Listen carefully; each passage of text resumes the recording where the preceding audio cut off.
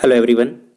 अभी एनटीपीसी की एग्ज़ाम होने वाली है और उसके बाद ग्रुप डी की एग्ज़ाम होगी और इन सबसे पहले आइसोलेशन कैटेगरी की एग्ज़ाम होने वाली है रेलवे के द्वारा 15 दिसंबर से। ठीक है। करंट अफेयर्स के साथ जीके बहुत इंपॉर्टेंट हो जाती है क्योंकि 40+ क्वेश्चन एनटीपीसी में आने वाली है। तो करंट अफेयर्स की वीडियो तो मैं अलग से दूंगा, लेकिन आप क्विक रिवीजन के तौर पे जो प्रीवियसली क्वेश्चंस आ चुके हैं टीसीएस के द्वारा उसे आप जरूर एक बार रिवाइज करके जाओ, क्योंकि डेफिनेटली आपको पता है कि रेलवे क्वेश्चंस को रिपीट करती ही है।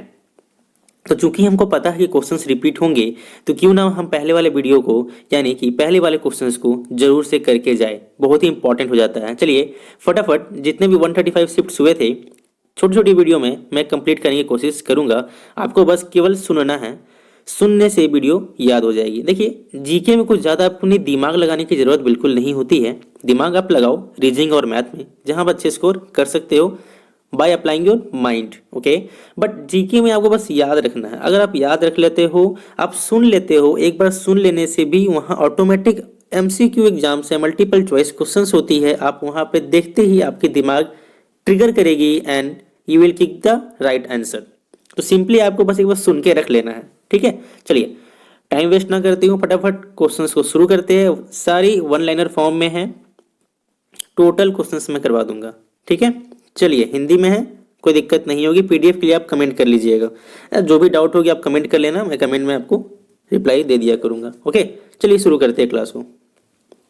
हाइड्रोजन के द्रव्यमान का ऑक्सीजन के द्रव्यमान का अनुपात हमेशा होता है 1:8 होता है। ठीक है, देखिए इसमें कब क्यों कैसे कोई डाउट आएगा तो मुझे कमेंट कीजिएगा, मैं इसमें बस कंडक्ट करता हूँ सारे प्रीवियस ईयर क्वेश्चंस को। डाउट होगा तो मुझे कमेंट करके आप बताओ। ठीक है, सेकेंड नंबर, जब किसी पिंड का असंतुलित बल लागू किया जाता है तब तक क्या होगा, चाल में परिवर्तन होगा। जब भी आप किसी पिंड पे बल लगाते रहिएगा चाल में परिवर्तन होते रहेगा। जैसे आप गाड़ी में एक्सीलेटर देते रहिएगा, चाल में परिवर्तन होते रहेगा। ट्रैफिक नियम को नियंत्रित करने के लिए पहली बार रोबोट का उपयोग इंदौर ने किया। इंदौर कहाँ है, मध्य प्रदेश में है, ये आपको पता होना चाहिए। आधुनिक आवर्त सारणी में कौन सा समूह तत्वों का बाहरी कोष पूर्ण होता है, 18वें सारणी में। ठीक है, इसको नोबल गैस भी हम लोग कहते हैं। इनर्ट गैस लास्ट वाले कॉलम्स में होती है, 18th में, 18वीं में। किसी वस्तु पर गुरुत्वाकर्षण बल किसके रूप में जाना जाता है, वो वजन के रूप में। जो उसका भार होता है वो ग्रेविटी के साथ ही ऐड होता है। ठीक है, द्रव्यमान प्लस ग्रेविटी होती तभी तो वजन बनती है। जब कोई वस्तु वृत्तीय पथ पर गति करती है तो घूर्णन करती हुई वस्तु पर केंद्र की ओर लगने वाला बल अभिकेंद्रीय बल कहलाता है, यानी सेंट्रीपिटल फोर्स कहलाता है। और यहीं पे पूछ दे कि केंद्र की ओर नहीं, केंद्र की ओर से बाहर की तरफ लगने वाली बल को क्या कहते हैं, उसे हम लोग कहते हैं सेंट्रीफ्यूगल फोर्स। ठीक है, अब केंद्रीय बल कहते हैं। किस हिल स्टेशन को राजकुमारी के नाम से जाना जाता है, ये इंपॉर्टेंट क्वेश्चन है क्योंकि ये काफी बार पिछले बार रिपीट की गई थी। अब देख लेंगे, राजकुमारी हिल स्टेशन के जैसे नाम ली जाए तो कोड इकनाल आप ऐसा याद रख लीजिएगा। किस जानवर का गुण गर्म होता है, देखिए जानवर से यहाँ पक्षी भी दे सकता है क्योंकि होती है कबूतर। कबूतर के जो खून होता है वह गर्म होता है, ये चीज को आप ध्यान रखेंगे। फिर देखेंगे कौन सा जानवर प्रध्वनि उत्पन्न करता है, पॉर्पोइसेस जो है गर्म ध्वनि उत्पन्न करता है। अब देखेंगे वॉशिंग सोडा में एक अणु में कितने पानी के अणु मौजूद होते हैं, 10 पानी के अणु मौजूद होते हैं, प्रेजेंट होते हैं। पौधे में लचीलापन, जो पौधा होता है देखेंगे वो लचीलापन रहता है, और जब वह वृक्ष बन जाता है वह कठोर हो जाता है। तो ये दोनों ही क्वेश्चन पूछा गया था कि लचीलापन किसके कारण होता है। जब भी लचीलापन के बारे में बात की जाए कोलेन काइमा कहेंगे, कोलेन काइमा। और जो कठोर हो जाती है इसके बारे में बात करने वाला हूं, आप वीडियो को देखते रहो। कौन सा तत्व रासायनिक प्रतीक लैटिन से लिया गया है, आयरन। आयरन क्या चीज डिनोट करते हैं, Fe यानी फेरस। ठीक है, चलिए निषेचित अंडा युग्मज किसमें प्रत्यारोपित होता है, गर्भाशय। कंडक्टर का प्रतिरोध किस कारक पे निर्भर नहीं करता, देखिए इसमें 4 ऑप्शन दिया गया था और एक ऑप्शन उसमें दाब था, तो दाब पे तो बिल्कुल ही डिपेंड नहीं करता है। कंडक्टर का प्रतिरोध किस पर डिपेंड करता है? Quality of material, cross section of material कि कितना थिकनेस है, क्या टाइप का मटेरियल, उस पर डिपेंड करता है। ठीक है। किस अभिक्रिया में ऑक्सीजन हवा में मुक्त होती है? प्रकाश संश्लेषण। प्रकाश संश्लेषण कौन करते हैं? पौधे करते हैं अपना खाना बनाने के लिए, ये भी आपको पता होना चाहिए। धातु ऑक्साइड और हाइड्रोजन का निर्माण करने के लिए कौन सी धातु वाष्प के साथ अभिक्रिया करती है?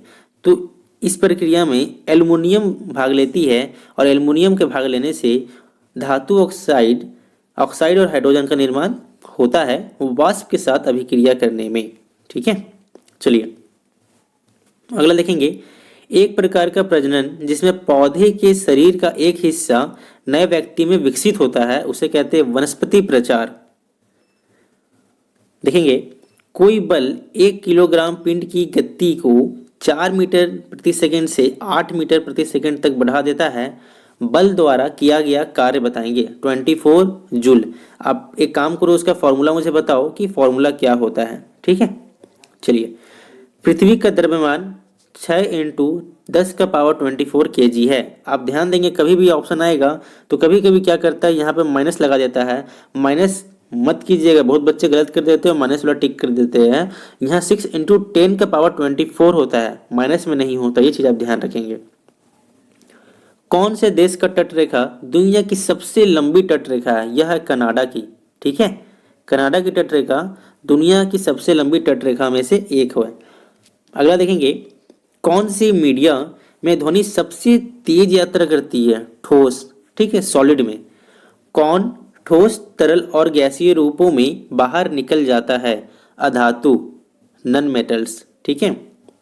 आपको बस सुनना है, सुनने से ही याद हो जाना है, ज़्यादा कोई दिक्कत नहीं होती है। बस जीके में सुनने का ही काम है, जितना सुनोगे उतना अच्छा याद रहेगा।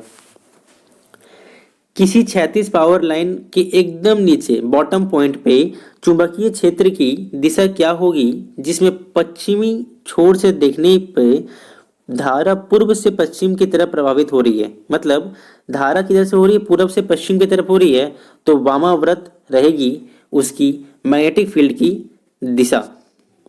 चलिए आगे देखेंगे।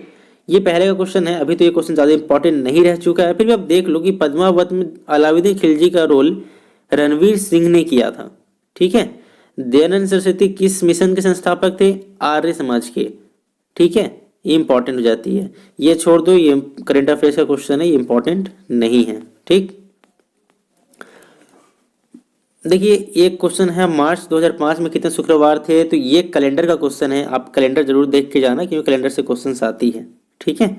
चलिए देखेंगे, अगर पूछा जाएगा कि ऑस्कर कौन देता है या किस कंट्री की में दिया जाता है, तो USA, United state of America में दिया जाता है। ठीक है। और ऑस्कर को ही हम लोग एकेडमी अवार्ड भी कहते हैं, ये चीज़ आप ध्यान रखेंगे।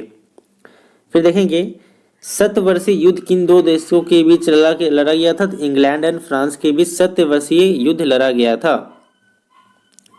ये रीजनिंग का क्वेश्चन देखेंगे कि दक्षिण अगर दक्षिण पश्चिम बन जाता है तो उत्तर क्या बनेगा? उत्तर पूरब बन जाएगा। इस प्रकार से होती है ना, तो उत्तर पूरब बन जाएगा। ये रीजनिंग का क्वेश्चन आप देख लो, इजी है।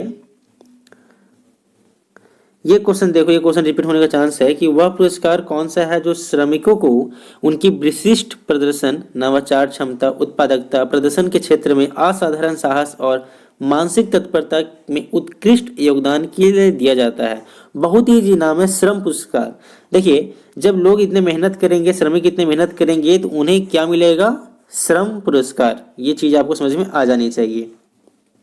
देखेंगे, भारतीय संसद के उच्च सदन को क्या कहते हैं? राज्यसभा कहते हैं। संसद की बात की जाए तो राज्यसभा, अगर विधानसभा की बात की जाए तो विधान परिषद।